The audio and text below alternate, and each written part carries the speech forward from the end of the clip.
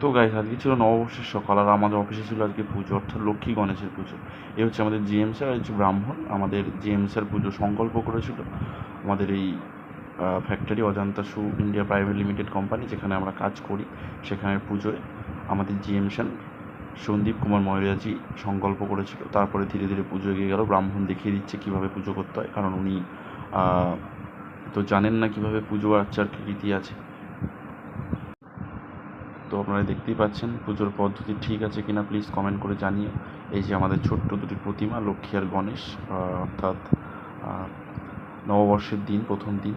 আর এখানে আমাদের ফলমূল কাটা হচ্ছে, অর্থাৎ প্রসাদের জন্য। এটা হচ্ছে তরমুজ, একদম লাল টুকটুকে তরমুজ। আর এটা হচ্ছে আমাদের কার্তিক দা, এটা মহাতালি দা, এরা আমাদের অফিসের সাপোর্ট স্টাফ। তো এরা ফলমূলগুলো কাটছে, দেখুন কি সুন্দরভাবে। তরমুজটা পুরো লাল, দেখে ইচ্ছে করছিল যে প্রসাদ হওয়ার আগে খেয়ে নিই। এখানে শাঁকালু ছাড়াচ্ছে, আরও নানা রকম ফল আছে এখানে। এই হচ্ছে কার্তিক দা এখানে শাঁকালু কাটছে, প্রসাদ হবে। ফ্যাক্টরিতে অনেক লোকজন, সবাইকে প্রসাদ বিতরণ করতে হয়। তো ভিডিওটা কেমন লাগলো একটু কমেন্ট করে জানিও। আর তোমাদের কোথায় কোথায় এইভাবে পুজো হয় প্লিজ আমাকে জানিও। এরকম লাল তরমুজ তোমরা খেয়েছো কিনা সেটাও জানিও।